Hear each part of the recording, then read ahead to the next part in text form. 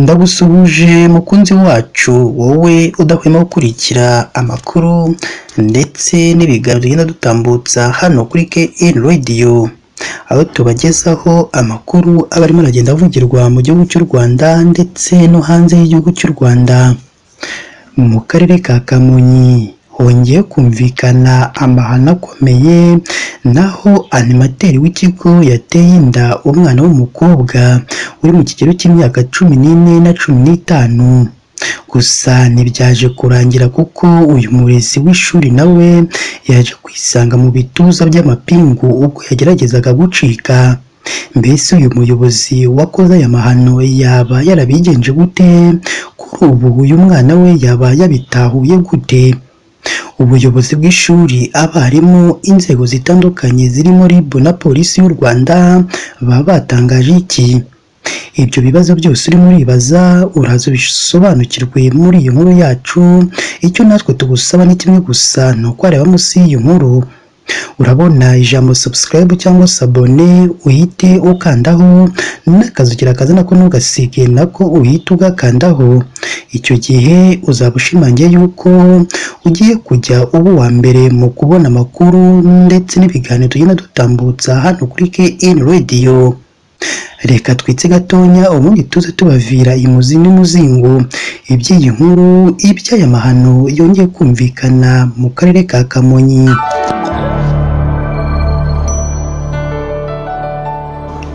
Reka nongere mbaye ikaze bakunzi ba KN Radio, aho tubagezaho amakuru aba arimo aragenda avugirwa mu gihugu cy'u Rwanda ndetse no hanze y'igihugu cy'u Rwanda.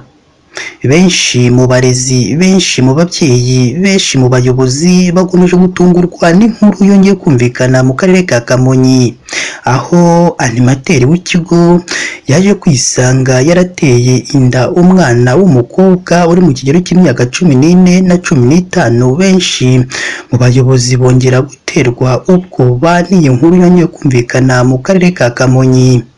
Amakuru mamo agera ku itangazamakuru nuko ahagana ku isaa 10 zo kuri uyu wa kane tariki ya 17 Ukwakira 2024, umurezi animateri mu rwunge rw'amashuri rwa Mukinga cyangwa GS Mukinga yatawe muri yombi akekwaho gusambanya agatera inda umwana w'umukobwa w'umunyeshuri utarengeje imyaka 15 y'amavuko.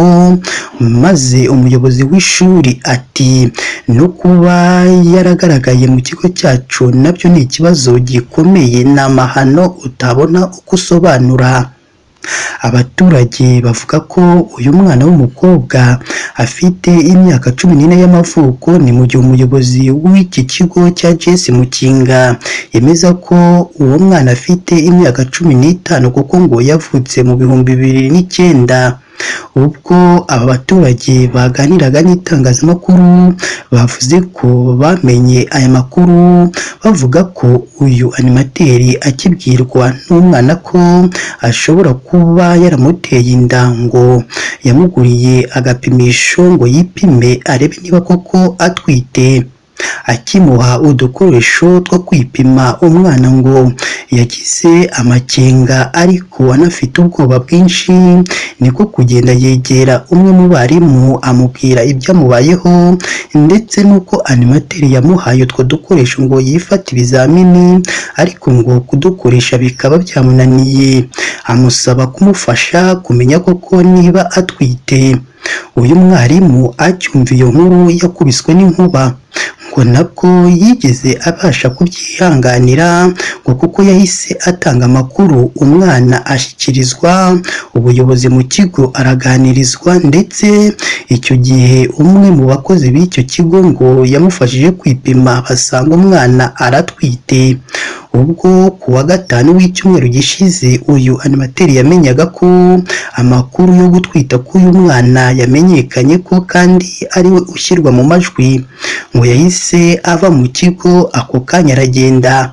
Amakuru agira mu itangazamakuru ngo nuko mu kugenda kwe animateri yahise ashaka inzira zose zishobora kumugeza iwabo w'umwana, ndetse ngo kuri uyu wa gatatu bari bamaze kumvikana yanabahaye ibyo bemeranyijwe. Akaruka mu kazi kuri uyu wa kane, ariko ku kuko inkuru yari yaramaze kugera mu nzego zibireba RIB ndetse na polisi nazo zasaga nk'izimutegereje. Yageze mu kigo by'akanya gato yibwira ko nta kibazo, birangira yisanze mu maboko ataraye, ari naho yaraye. Ubwo yaganiraga n'itangazamakuru, umuyobozi wa JS Mukinga yavuze ko uyu murezi animateri yitwa Muhire Richard akaba akekwaho gusambanya no gutera inda umwana w'umukobwa wiga mu mwaka wa mbere. Avuga ko ari ishyano ryaguye mu kigo ayobora, ariko kandi ngo iyi minsi yarishize animateri ataza mu kazi yari yarabwiye uyu muyobozi ko arwaje umubyeyi we kwa muganga ko atabasha kuboneka. Avuga ku myitwarire ikwiye kuranga umurezi n'abakozi muri rusange muri iki kigo cya GS Mukinga.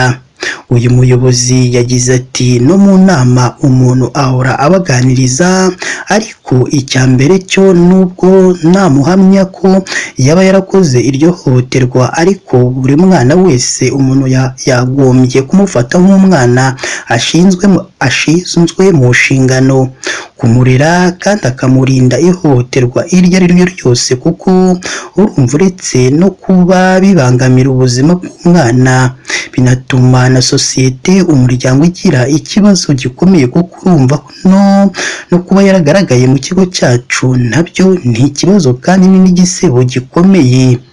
Uyu muyobozi avuga ko amakuru y'ibyo uyu mwana yahuye nabyo yayamenye ndetse agatanga raporo, kuko yari afite ibyo ashingiraho mu kuyikora, kandi ko yanamenyesheje ababyeyi b'umwana. Ahamya ko byose byamenyekanye ubwo uyu mwana w'umukobwa yasangaga umwarimu ushinzwe icyumba cy'umukobwa akamutekerereza ibye ndetse akanamusobanurira uko yakoresha kariya gakoresho ko kwipima yari yahawe n'uyu animateri. Tubibutse ko iyi ari KN Radio, ishakiro rukumbi ry'amakuru yizewe mu Rwanda ndetse no hanze y'igihugu cy'u Rwanda. Iyi ni inkuru ibabaje, ni inkuru iteye agahinda yongeye kumvikana mu karere ka Kamonyi mu murenge wa Nyamiyaga, aho umurezi mu kigo cy'ishuri araye mu maboko ataraye kubera umwana w'umukobwa w'imyaka 14 cyangwa 15 yaba yarasambanyije nk'uko amakuru agera mu itangazamakuru abivuga. Gusa ababyeyi, abarezi ndetse n'ubuyobozi bongeye kugira inama abarezi b'ikigo ndetse n'abarimu, bagira inama ko baba bagomba kwirinda ibikorwa nk'ibyo byangiza ikigo cy'ishuri. Ndagushimiye wowe twabanye muri aya makuru yacu. Niba ari ubwa mbere dusuye, ndakwinginze jya munsi y'iyo nkuru urabona ijambo subscribe cyangwa se abone, uhite ukandaho n'akazugira kaza nako ntugasige nako uhite ugakandaho. Icyo gihe uzaba ushimangiye yuko ugiye kujya uwa mbere mu kubona amakuru ndetse n'ibiganiro tugenda dutambutsa hano kuri KN Radio. Si ibyo gusa kandi mu gihe byose umaze kubikora, jya hatangirwa igitekerezo maze uduhe igitekerezo cyawe, haba ari igishima ibyo dukora ndetse n'ikitugira inama y'ibyo twazahindura mu makuru tugenda tubagezaho hano kuri KN Radio. Mukomeze mugire ibihe byiza kandi Imana yo mu ijuru ijye ikomeza ibane namwe umunsi ku wundi.